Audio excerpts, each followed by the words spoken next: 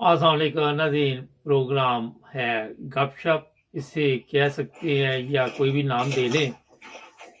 हुआ ये है कि पाकिस्तान में आए दिन कत्ल के वाक़यात सामने आते हैं। कभी किसी को कनाडा से बुला के शादी की जाती है, फिर उसके पैसे का इस्तेमाल किया जाता है। और ये कोई पहला केस नहीं पाकिस्तान में हुआ। लालच जो है वो मेरा ख्याल है इन रिश्तों में शामिल होती है। जब ये रिश्ते किए जाते हैं तो असल मकसद भी यही होता है कि इनसे फ़ायदा उठाया जाए।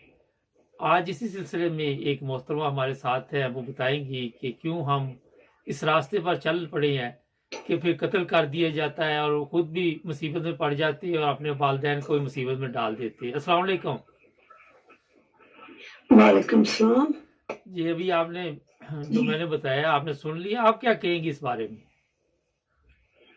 जी, मैं यही कहूँगी कि ये जो आए रोज़ इस तरह के वाक़यात हो रहे हैं, जैसे नूर मुकद्दम का था, आज सारा का हो गया, इस तरह कई सुनने में आते हैं। कई केस ऐसे होते हैं जो हाइलाइट नहीं होते या रिपोर्ट नहीं होते हुँ, और वो दबा दिए जाते हैं। जी।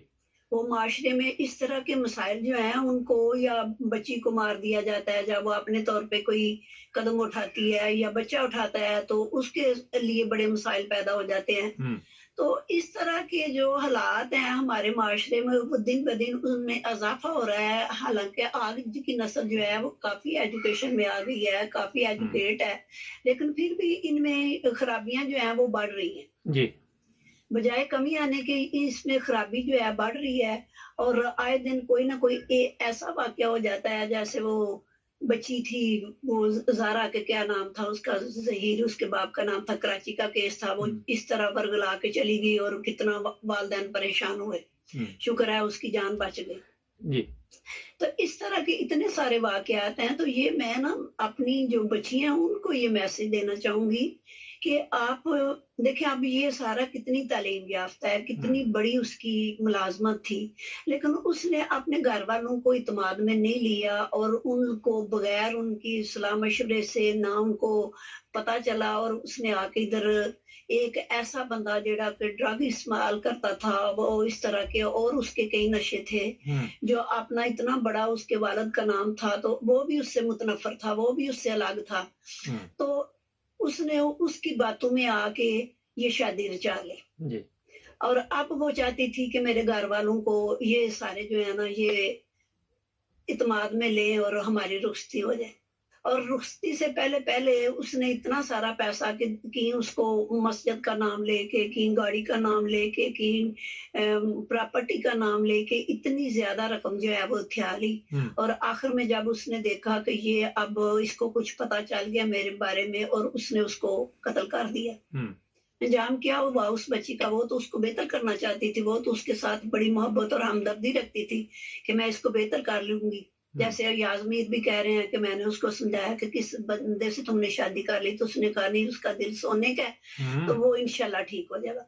तो इस तरह हमारे माशरे में बच्चियाँ जो सादा-लो होती हैं, पढ़ी-लिखी हो के भी उनमें वो शऊर नहीं होता कि वो बंदे को समझें, उसको देखें कि वो ऊपर से उसकी बातें कैसी हैं और अमलन वो कैसा है। हुँ, वो नहीं देखती और मोहब्बत के चक्कर में आके वो इस तरह का कदम उठा लेती हैं हुँ, और वालिदैन को भी वो इत्मीनान में नहीं लेती और आजकल वो जो बना हुआ है ना कि लिबरल हैं हम, तो हम में बड़ी आज़ादी आ गई है, हम पढ़े लिखे हैं, आज़ादी है, हम अपने फैसले खुद कर सकते हैं। जैसे वो 8 मार्च में वो एक निकला था नारा कि हुँ। हमारा जिस्म हमारी मर्ज़ी और हमारी ये भी मर्ज़ी और हमारी वो भी मर्ज़ी। जब इस तरह की मर्ज़ियाँ की जाती हैं ना, तो उसका अंजाम ये होता है।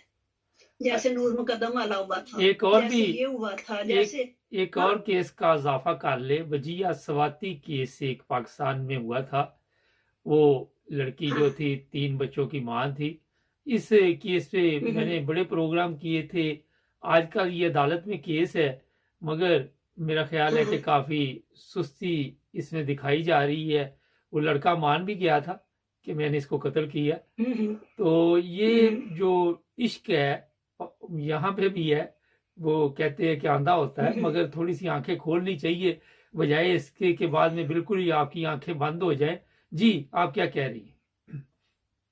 जी, मैं यही कह रही हूँ कि इतने ज़्यादा इस तरह के केस आते हैं ना कि लड़कियाँ अपने तौर पे कदम उठा लेती हैं, वालिदैन को इत्मीनान में नहीं लाती और वो मोहब्बत के चक्कर में ना फिर रुसवा भी होती हैं और इस तरह का उनका अंजाम भी होता है। अच्छा ये वो जो बताइए, कुछ होता है उनके ये तो पास। ये तो आपने बता दिया।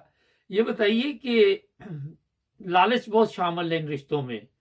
बाहर के ममालिक से लड़कियों जी को हाँ, ऑनलाइन काबू किया जाता है, इश्क और मोहब्बत की पींगें डाली जाती हैं और बाद में उनकी दौलत से भी खेला जाता है, उनके साथ भी खेला जाता है और फिर जब लड़कियों को पता चलता है कि ये हमें इस्तेमाल कर रहा है, जी, हमारे पैसे को, फिर उन्हें कत्ल किया जाता है। उसके बाद भी तो आपके पास जी। रास्ता होता है कि आप अलहदा हो जाए, तलाक खुला ले ले, तो क्यों नहीं लिया जाता? वो भी मैं उस दिन एक वीडियो पेश की थी। तो उसमें मैं यही नुकता उठाना चाहती थी कि जब तलाक तलाक हमारे माशरे में ना एक बहुत, हालांकि इस्लाम ने एक राह दिखाई नहीं है कि अगर नहीं सेटलमेंट होती तो आप तलाक ले सकती हैं, लेकिन माशरती तौर पे उसको इतना बड़ा एक गुनाह समझा जाता है, कि जुर्म समझा जाता है, कि फिर उस बच्ची का दोबारा रिश्ता होना जो है ना किसी अच्छी जगह पे मुश्किल हो जाता है कि ये जी पहले नहीं गुजारा कर सकती, नहीं, इसने अच्छी फलां जगह जगह से तो भी पहले तलाक भी नहीं ले ली, उसका ये हुआ तलाक होता, अच्छी जगह तो पहले भी नहीं हुआ होता जब तलाक लेती है। जी हाँ, जी हाँ।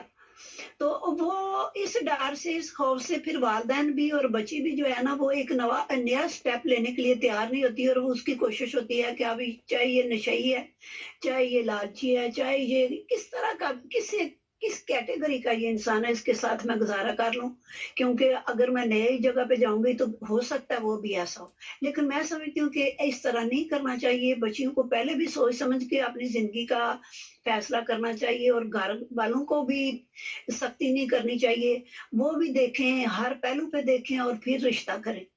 क्योंकि कम से कम 40, 50, 55 55 साल तक तो हम जब शादी होती है तो एक बंदे के साथ ज़िंदगी गुज़ारनी पड़ती है। और फिर बच्चे भी हो जाते हैं, घरदारी हो जाती है, सारा बोझ होता है वो औरत पे आ जाता है, उसके कंधों पे आ जाता है। तो ये जो जब ये कदम उठाया जाता है तो क्यों नहीं वालिदैन भी सोचते कि हम रिश्ता करने की, वालिदैन की गलती होती है कि वो नहीं देखते। अच्छा यहाँ वो पे सिर्फ ये ना बताइए, उनको वालिदैन की बात औलाद माने तो फिर गलती वालिदैन की होती है, अगर वालिदैन की बात ही ना माने तो फिर कैसे वालिदैन की गलती हुई? हाँ, नहीं कभी-कभी हमारे माशरे में शायद आप काफ़ी देर के चले गए हैं, मैं तो फिर इधर हूँ, मेरे सामने है, ख़ास तौर पे गाँव में। तो 70% 77% आबादी जो है वो गाँव की है और वहाँ वालिदैन की मर्ज़ी भी चलती है, बहुत ज़्यादा चलती है बल्कि। लेकिन ये कि वालिदैन भी जब रिश्ता करते हैं तो वो कुछ नहीं देखते और जब बच्चे करने लगते हैं कुछ अपने तौर पे, ये जो है बच्चे पढ़े लिखे हैं, जो बाहर आने जाने वाले बच्चे हैं या हॉस्टलों में, कॉलेजों में को एजुकेशन चल रही है, यूनिवर्सिटी में चल रही है, या शहर के जो बच्चे हैं, तो वो ज्यादा ही आजाद हो जाते हैं। वो फिर अपने वालिदैन को भी इत्मीनान में नहीं लेते। वो भी तो एक गलती है ना। अगर वालिदैन गलती करते हैं करते हुए कि बच्चों को नहीं पूछते, तो ये भी गलती है कि बच्चे वालिदैन से नहीं पूछते और वो अपने तौर पे करते हैं और बाद में उनका जो अंजाम होता है वो आपको शायद याद नहीं है कि एक बच्ची का वो कोई डिलीवरी का केस इस तरह का हुआ, तो वो लड़का जो था उसको हॉस्पिटल में छोड़ के, लाहौर में कि किसी हॉस्पिटल में छोड़ के तो वो दौड़ गया था। जी। वो जिम्मेदारी बनने के लिए तैयार नहीं था और बाद में वो पकड़ा गया। तो इस तरह के, और वो कोई बच्ची इस तरह की थी कि किसी बड़े गरीब घराने की बच्ची, उसके वालिदैन बड़ी अच्छा, मेहनत करके ना, आपने मेहनत गरीब, मजदूरी करके उसको नहीं, पढ़ा रहे थे गरीब और की वो बात उनके की। हत्थे चढ़ गई। आज एक ऐसा केस मेरे सामने आया, 4 के 6 जी, लड़कों ने मांगने वाली लड़की को उठा के ले गए और उसके साथ रेप किया। ये इसलिए मैंने कहा कि गरीब हुँ, की तो पाकिस्तान में हालत ही कोई नहीं ना, बिल्कुल ही ना पूछे। जी। तो ये बड़े खौफनाक हालात है पाकिस्तान में, जहाँ अखलाकी तौर पे हम कुछ नहीं सीख सके, वहां पे। अखलाकी गिरावट, फिर मैं ये भी कहूँगी इसमें, एक चीज़ का मैं और इज़ाफ़ा करूँगी कि ये नहीं है कि बच्चियों के वालिदैन जो हैं वो बच्चियों को एजुकेट करें। मैं तो कहती हूँ कि जो बच्चों के वालिदैन हैं, लड़कों के वालिदैन हैं, वो ज़्यादा एजुकेट करें अपने बच्चों को, कि आपकी भी बहनें हैं, आपकी आगे बेटियाँ भी होंगी, तो इनकी हिफाज़त या इनका तफ़्फ़ुज़ या इनकी इज़्ज़त करना, सबसे पहले तो उन्होंने अगर बहन की करनी है इज़्ज़त, तो उसके बाद उसके बीवी की भी को भी उतनी इज़्ज़त दें। चले, बहुत शुक्रिया जो आपका। अपना घर-बार हर चीज़ छोड़ के आ जाती है, उसको क्यों नहीं इज़्ज़त मिलती? जी, ठीक है जी, बहुत उसको शुक्रिया। भी उतनी इज़्ज़त और तफ़्फ़ुज़ दिया जाए। बहुत शुक्रिया जी आपका, आपने टाइम दिया। Thank you. नाजरीन, जी, मैंने कहा प्रोग्राम का वक्त खत्म हो गया, फिर इंशाल्लाह आपके साथ और भी प्रोग्राम करेंगे। शुक्रिया आपका। ठीक है, शुक्रिया। एक लड़के ने कहा, रिश्ता देखने गए ना, तो लड़की वालों ने कहा कि हमें आपका लड़का बिल्कुल पसंद नहीं है। तो लड़के का बाप कहने लगा पसंद तो हमें भी नहीं है, पर इसकी शादी तो करनी है। ऐसे लड़कों के वालिदैन को भी सोचना चाहिए जिनको अपनी औलाद पसंद नहीं है। फिर ये तो मजाकिया बात थी, लेकिन इसको मैंने सीरियस तौर पे पेश किया। नाज़रीन, जब तक जो आखिर पे उन्होंने बात की कि ये इसी तरह देखा जाए कि अगर आपकी बहन या बेटी के साथ कोई ऐसा करे तो आप पे क्या गुजरेगी, तो फिर मेरा ख्याल है कि माशरे में काफ़ी तब्दीली आ सकती है। हमारे चैनल को सब्सक्राइब करना मत भूलें और जुड़े रहे हमारे साथ। भाई पेश है। अच्छा, जो ये मेन मेन दुकानदारों वाली जो मामूली बात है ना। मेन जो मेन इनकी इनकम है वो वही है कि जो, अच्छा, इमरान खान ने भी इसको कहा था बहुत बड़ा डाकू। इमरान खान क्यों इस तरह के डाकू के साथ बैठ गया? इस वक्त तो बात ये है, वो कहते हैं ना, जब भूख लगी हो तो उस वक्त खंजीर का गोश्त भी खा लेना जायज है, जान बचाने की हद तक, पेट भर के नहीं, जान बचाने। इस वक्त का तकाजा है कि इसको मजबूरी में साथ रखा, वरना वो अंदर से पसंद नहीं करता। ये आप जब इलेक्शन हो गया ना, तो ये जो पहले 10 सीटें हैं वो इमरान का ही मरूने मिन्नत है। अब उसने ये भी नहीं दिया, उसने इनका भी चेहरा देख लिया। अच्छा, आपने कई दफा जिक्र किया कि ये मुनाफिकीन है, ये मुनाफिक इंसान है, इमरान खान को इस पे भरोसा नहीं करना चाहिए। चौधरी शजात पे ये इल्जाम है कि उसने पैसे लेके तो अपना खातहत वो जो ड्रामा किया आखिरी टाइम पे। बिल्कुल बिल्कुल बिल्कुल, इसमें कोई शक की बात ही नहीं। अच्छा, तो मुझे ये बताइए कि इन पैसों के साथ अगर जो गलत पैसा है उसके साथ कोई मस्जिद बनाई जाए, ऐलान किए जाए कि मसाजिद बनाएंगे, तो उसका कोई फायदा है? ये रिज़्क हलाल से अल्लाह ताला ने कहा। ये एक काम और करते हैं, ये इन्होंने कुछ लड़कियां जो है ना उनको अपनी तबीर में लिया हुआ है। अच्छा, उनको तलीम तरबियत करते हैं, उनकी शादियां करते हैं, ये काम ये करते हैं। अच्छा, और अच्छा, दूसरा ये मेहमान नवाज जबरदस्त है। अच्छा। और बाहर कौन सा करते हैं मेहमान नवाजी, या क्या करते हैं अपनी साख बनाने के लिए, ये साथ साथ ये भी काम करते हैं। मतलब जरूरी है कि कहीं पे आपने कोई वो जिस तरह वो क्या नाम था, वो बैरिया टाउन वाला, क्या नाम है उसका, मलक रियाज, वो कहता था कि हमने शादियां भी करवानी है और कब्जा भी करना है। हाँ जी, वो सुप्रीम कोर्ट ने कहा था ना कि 100 अरब रुपया मलक रियाज डकार मार देता है और 10 अरब की कर देता है।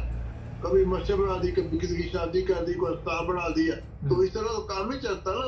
बात ये है मुबारक साहब, आपने अगर एक लुकमा हराम का खाया हुआ है तो ना आपकी इबादत कबूल होती है और ना आपकी दुआ कबूल होती है। वो ऐसे ही है कि दूध की अल्लाह ताला इनको नवाज के आजमाता है। जो बुरे लोग है ना उनकी रस्सी अल्लाह ताला दराज करता है। शहनशाह ईरान की रस्सी कितनी अल्लाह ताला ने दराज की थी, भट्टों की रस्सी कितनी दराज हुई थी, जब खींची तो फिर इसको बचाने वाला बंदा कोई है दुनिया के ऊपर। अच्छा, ये बताइए कि हमारे वालिद साहब वैसे बताते थे कि दूध की कढ़ाई हो तो पाक दूध हो तो एक पेशाब का उसमें छिट्टा भी गिर जाए तो वो आप पी नहीं सकते, तो वही हालात है। ये मैंने बड़े सादा से लफ्जों में, ये बुजुर्गों की बातें। अच्छा सर, ये बताइए कि इमरान खान ने अब क्या आप समझती है कि पार्लियामेंट में आएगा? क्योंकि कुछ मुझे लग रहा है कि पार्लियामेंट में वापस आ रहा है। नहीं, मेरा ख्याल नहीं है। उसने वही शर्त लगाई है वो जो साइफर की तहकीकात हो, तो फिर मैं सोचूंगा, छोड़ने को तैयार हूँ। नहीं, तहकीकात कौन करेगा जब इदारे उनके साथ है? जब चीफ जस्टिस को सदर पाकिस्तान ने लेटर लिखा हुआ पे ऊपर तहकीकात करो। नहीं तो चीफ जस्टिस अभी तक जवाब भी नहीं दिया। नहीं तो चीफ जस्टिस कैसे जवाब देगा जब उसे चीफ ऑफ आर्मी स्टाफ कहेगा कि तुम्हारी मैं तबीयत सही कर दूंगा? अगर तुमने जवाब दिया तो वो कैसे जवाब देगा? ये फिर देना ही नहीं। मैं तो कहता हूँ वो तो गद्दार है, ये तो ऐसे सदर पाकिस्तान की। अच्छा, ये बताइए पाकिस्तान में सदर की जरूरत है कोई? सदर का होता तो वैसे बनाए ना अभी है, सच्ची बात तो ये है। नहीं, कोई है उसकी पावर शावर वहां पे? नहीं, वो खास पावर नहीं है। मुझे तो लगता आम भी नहीं गवर्नर है। की है ना, उसकी है। मैंने कहा मुझे तो लगता आम भी नहीं है पावर, आप खास की बात कर रहे हैं। नहीं, मैं यही कह रहा हूँ ना, वो ना गवर्नर के पास कुछ है ना सदर के पास कुछ है। तो वो ये तो नमैशी होता है बस। अच्छा, आप ये बताइए, पंजाब में गवर्नमेंट एक तब्दीली के जो नारे लग रहे हैं, वो तारड़ आके बड़ा बोल रहा है कि ये कर देंगे वो कर देंगे, कुछ नजर आ रहा है वहां? नहीं नहीं नहीं, यहाँ कुछ नहीं हो रहा है। ये बात याद रखे, यहाँ ये कुछ नहीं कर सकते। हम्म, अब उसने ईवीएम बहाल कर दिया पंजाब के अंदर, जो वोटिंग होगी ना, ये पीडी इलेक्शन की, जो शहरों के इलेक्शन होते हैं, उसमें ईवीएम इस्तेमाल होगी। कभी ये सभी से पास करवा रही है उन्होंने अच्छा, रूल। मतलब ये कि ऊपर वाली सवारियां लाहौर जा रही, नीचे वाली अमृतसर जा रही, पता किसी को कोई नहीं, कि जिसका जहां दिल करता है वो कानून हाँ। बना लेता है जहां पे। वो सुना हुआ ना लतीफा, नहीं मैं नहीं सुना, सुना दे। वो एक चलो, सरदार मेरे था ना, अंदाज में इजाफा होगा। एक सरदार था, तो वो कहीं जा रहा था, तो वो रास्ते में ना, वो जहाँ ट्रेनें नहीं रुकती वहां रुकी, तो वो जी, जी। खाना खा के ना, तो जो ट्रेन वापस जा रही थी ना, उस पर ही बैठ गया ना। अच्छा तो नीचे लोग बातें करें कि हम इतने बजे अमृतसर पहुंच जाएंगे, तो वो कहता है, अच्छा। क्योंकि वो तो अमृतसर से आ रहा था, तो वो सोच में अच्छा। पड़ गया, कहने लगा यार देखो अंग्रेजा ने भी कैसी चीज बनाती है, थर्लियां सवारियां जड़ियां ने वो अमृतसर जा रही हैं, उतनियां लाहौर जा रही ने। बात तो यही है ना, है जी, इसे भी यही साहब मुल्क से भी यही साहब, यही मेरा ख्याल सब चल रहा है नहीं। यही साहब। अच्छा ਜਿਹੜਾ सर ਕੱਲ ਸ਼ਾਹਰਦਾਰ ਨੇ ਉਹਦਾ ਬਿਆਨ ਦਿੱਤਾ ਹੈ ਨਾ, कि ਉਹ ਬਦਕਿਸਮਤੀ ਦੀ ਅਲਾਮਤ ਹੈ ਕਿ ਮੈਂ ਉੱਥੋਂ ਹੀ ਕੰਮ ਸ਼ੁਰੂ ਕਰਾਂਗਾ। ਬਰਬਾਦੀ ਦਾ ਜਿਹੜਾ ਮੈਂ ਛੱਡ ਕੇ ਗਿਆ ਪਾਕਿਸਤਾਨ ਦੀ ਇਕਾਨਮੀ ਦੇ, अच्छा ਯਾਨੀ ਜੋ ਮੈਂ ਅੱਗੇ ਕਰ ਗਿਆ ਨਾ, ਉਹ ਉੱਥੋਂ ਹੀ ਸ਼ੁਰੂ ਕਰਾਂਗਾ ਜਿੱਥੇ ਛੱਡ ਕੇ ਗਿਆ। अच्छा, वो औरंगजेब की जो साथ यहाँ सलूक हुआ इंग्लैंड में, वो तारड़ कह रहा है कि उनके पासवर्ड खत्म कर देंगे, ये कर देंगे वो कर देंगे। इनको किसने हक दिया कि पासवर्ड खत्म कर दे? अगर किसी ने कोई गलती की है, और नहीं वो high court supreme court rate हो जाएगी, उन्होंने कल अदू करा देगा, की कर सकते हैं गल्लां होईयां, बस एवें की कहन, हुण खिफत तां मिटाउणी ने ना आखिर। नहीं आप बस लाओ ना, मगर ये बंदे नसे ने इनकी गड्डी मगर, ये हाँ। बात नस गया तो। नहीं तो अगर ये मैं इन्होंने इस बात इन्होंने को देख रहा हूं। अगर इन्होंने बड़ी खिदमत की है, तो क्यों नहीं लोगों में जाके कोई काफी शाफी पीते, चाय पीते, कोई उनके साथ लच्छे खाते? ਉਹ ਗਿਆ ਸੀ ਨਾ ਅਸਲ ਇਕਬਾਲ ਕਿ ਜਿਹੜਾ ਤੇ 버ਗਰ ਖਾਣਗੇ, ਕੀ ਖਾਣਾ ਸੀ, ਕਾਫੀ ਲੈਣ ਵਾਸਤੇ हाँ। ਭੇਰੇ, ਤੇ ਫਿਰ ਜੋ ਉਹਦੇ ਨਾਲ ਹੋਇਆ ਸੀ ਨਾ, ਉਹ ਸਾਰੇ ਜਹਾਨ ਨੂੰ ਪਤਾ। लेकिन ये आप ਕਿਵੇਂ ਜਾਣ इसी तरह जिंदगी गुजारेंगे? ਬਿਲਕੁਲ ਇਸੇ ਤਰ੍ਹਾਂ ਗੁਜ਼ਾरेंगे। ਇਹਨਾਂ ਤੇ ਯਕੀਨ ਕਰੋ, ਜਿਹੜੇ ਲੋਟ ਨਹੀਂ ਹੋਏ ਐਮਐਨਏ, ਉਹਨਾਂ ਨੂੰ ਘਰ ਵਾਲੇ ਪੜਨ ਨਹੀਂ ਦਿੰਦੇ ਕਿ ਤੁਸੀਂ ਕੀ ਕੀਤਾ। अच्छा, ये याज मीर वाले बेटे के केस में बड़ा वैसे अफसोसनाक वाकया है कि ये बाहर से लड़कियों के साथ शादियां करके फिर लालच होता है। तो ये पाकिस्तान में दूसरा तीसरा वाकया, क्यों लोग इनकी बातों में आ जाते हैं? पर याज मीर जाते बजाते खुद बड़ा अच्छा आदमी है, उनका कोई कसूर नहीं है। दूजी बीवी पहली बीवी की औलाद थी, जिन्होंने डाइवोर्स कर चुके हैं, और कत्ल भी उसे घर च ही होया जिथे अपना दूजी बीवी का कोई ना रहिंदा सी बेटा। इस गरीब का पता ही नहीं, इन्हें जो ही पता लग गया, इन्हें फौरन पुलिस को टेलीफोन किया कि जनाब यह वाकया हो गया। इन्हें तो वो जो अगे जिन्हें उन्होंने फौजिया ने कुटिया सी ना गड्डी चो कढ़ के, इन तो उस चक्कर चो आवे उन्होंने नामजद करता फड़ के भी चलो इन चार तशद्दुद कर दी, और उस गरीब का कोई मसला नहीं। He is a nice person. अच्छा नाज़रीन, ये मैं बता दूं आपको कि पाकिस्तान में पुलिस का जो रवैया है, मैंने एक 85 साल के बुजुर्ग का इंटरव्यू किया था, उसका कहना था कि बगैर कसूर के 4 पुलिस वालों ने मेरे पे तशद्दुद किया, ना इनको तमीज़, ना तहजीब, और ना इनको अक्ल, ना मौत। नाज़रीन, हमारे प्रोग्राम देखने के लिए हमारा चैनल सब्सक्राइब किया, आपका भी सर बहुत शुक्रिया जी। ओके अस्सलाम नाज़रीन, प्रोग्राम आज मुबारक के साथ। अच्छा जनाब, बात ये आज जो करनी है कि सागडार जो वापस आया है, ये पहले बाकायदा एक माहौल बनाया गया, पाकिस्तान के हालात ऐसे पैदा किए गए जिस तरह आपके इल्म में है, हर चीज़ महंगी की गई, और मुफ्ता की छुट्टी करवाने के लिए सिर्फ उसको इस्तेमाल किया गया। वक्ती तौर पे कि तुमने ऐसे हालात और हमारे जो जितने भी लोग हैं उन्होंने पेश करने हैं कि यही बताया जाएगा कि हम अब बचेंगे नहीं, हम दिवालिया होने से बच गए हैं। पाकिस्तान में जिस तरह महंगाई हो रही है और लोग जिस तरह गुर्बत अफलास की ज़िंदगी गुजार रहे हैं, ये सब कुछ जो भी बताया गया और साथ एक और अजाब आ गया कि सैलाब आ गया, और इन चीज़ों को सामने रखते हुए ताकि हमने बड़े मुश्किल फैसले किए हैं, सागदार भी वापस आ गया और वहाँ आते ये ऐलान शुरू कर दिए पाकिस्तानी रुपये से किसी को खेलने नहीं देंगे। जो ऐलान कर रहा सबसे ज़्यादा पाकिस्तान को नुकसान करने वाला वही है ख़जाने का, और इस पर कितने कितने बड़े इल्ज़ाम हैं, और वही बंदा अब ऐलान कर रहा है। यही हमारी बदकिस्मती है, इसको आप और क्या कह सकते हैं। नाज़रीन, ये चीज़ें जो पाकिस्तान में हो रही हैं दुनिया के किसी मुल्क में आपको नज़र नहीं आएगी, कहीं पे भी ऐसे हालात नहीं होंगे। लोग कुछ सीखते हैं, हमने कुछ नहीं सीखा।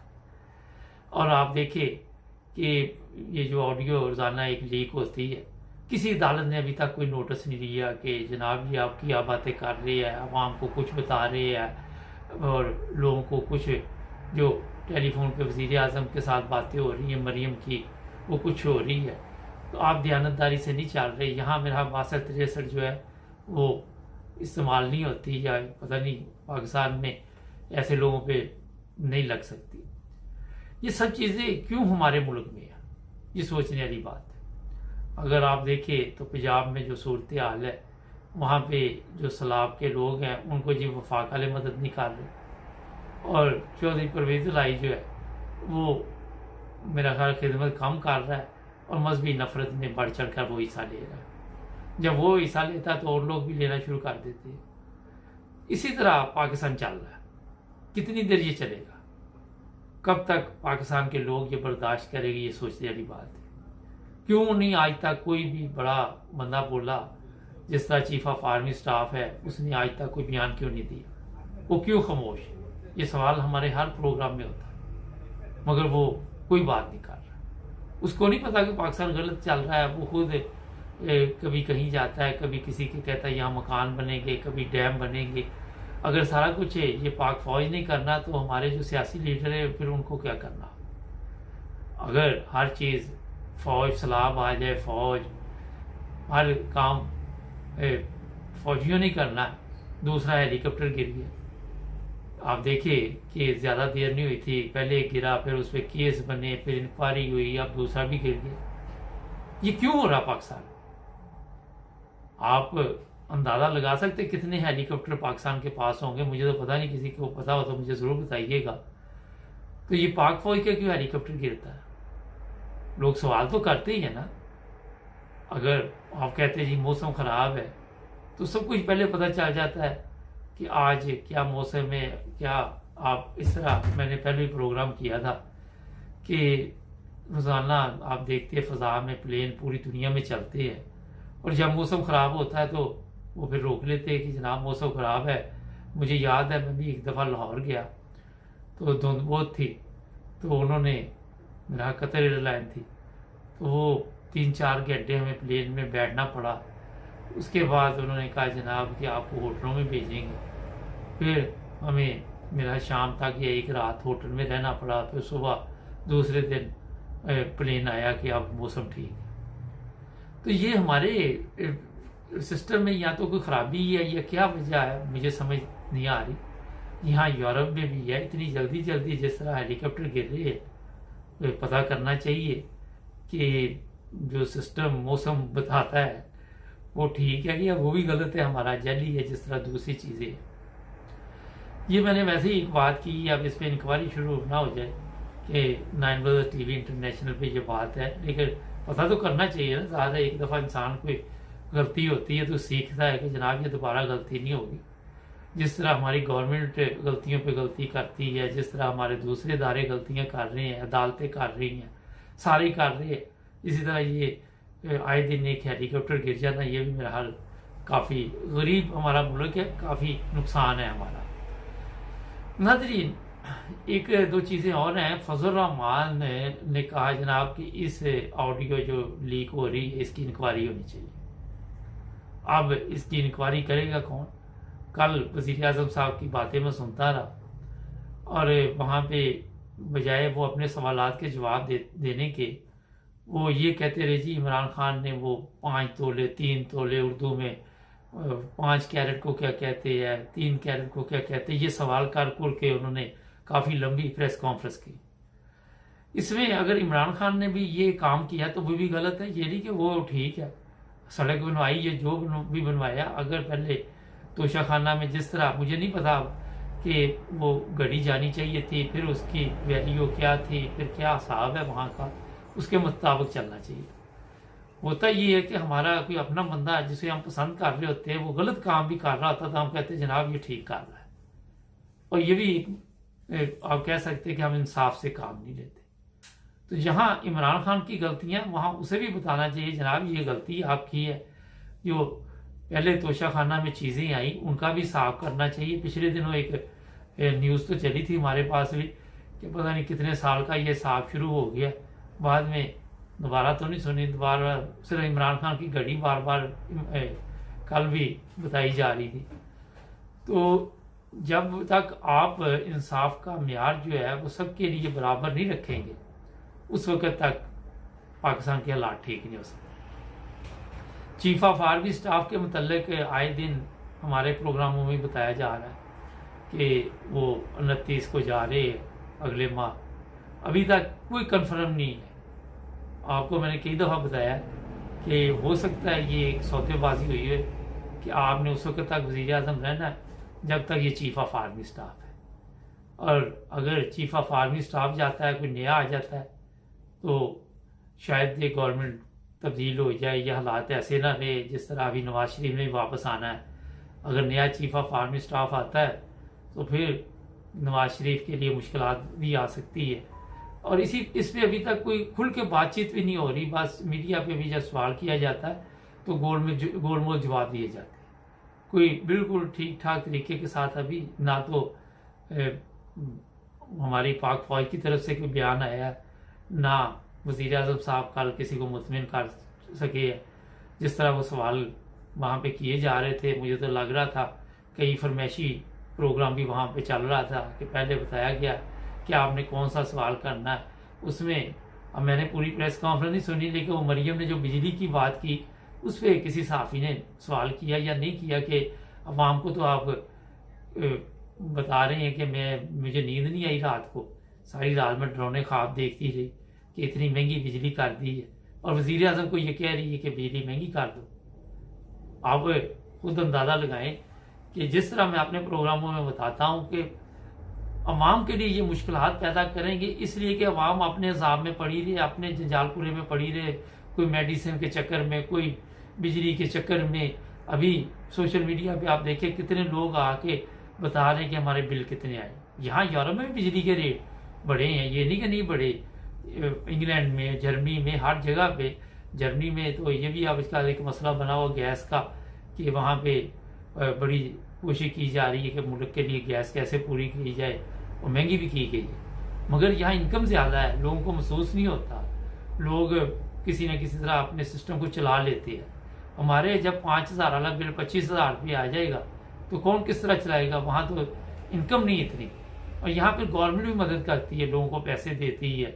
जर्मनी में पिछले दिनों हमने बताया था कि पता नहीं 300 यूरो के करीब लोगों को दिए जा रहे हैं कि जिनकी इनकम कम है, ये नहीं कि सबके लिए, जिनकी कि आप क्योंकि एकदम चीज़ें महंगी हुई हैं उस वजह से अपना सिस्टम चला सकें। जर्मनी में तो 3 माह के लिए उन्होंने जब देखा पेट्रोल महंगा हुआ तो 9 एरो की टिकट लगा दी कि आप किसी भी इंटरसिटी के अलावा ट्रेन बस में बैठ जाए, सफ़र करें। तो यहाँ पे ये चीज़ें भी दी जाती हैं, सहूलत भी दी जाती है। हमारी तरह नहीं कि बात जी ये पैसे इकट्ठे करो और फिर बाद में वज़ीर ख़जाना बदल दो और लोगों को बेवकूफ़ बनाते रहो। आप देखें जितनी ऑडियो आ रही हैं उनमें सिर्फ यही है कि कोई साफ़ सुथरी बात नहीं हुई।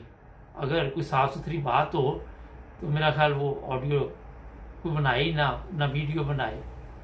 ये भी बताया जा रहा है कि बड़े बड़े लोगों की वीडियो भी इनके पास है।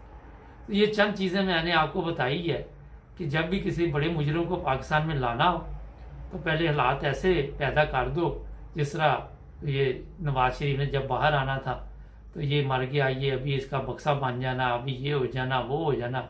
बाद में ये दोनों बिल्कुल हट्टे कट्टे यहाँ पे सैर तफरी कर रहे, खा पी रहे, मौज मस्ती में चल रहे। जब ये वज़ीर आज़म बनना होगा तो फिर ये पाकिस्तान चले जाएंगे। सब्सक्राइब करें हमारे चैनल को, जुड़े रहें हमारे साथ ताकि और भी प्रोग्राम देख सकें।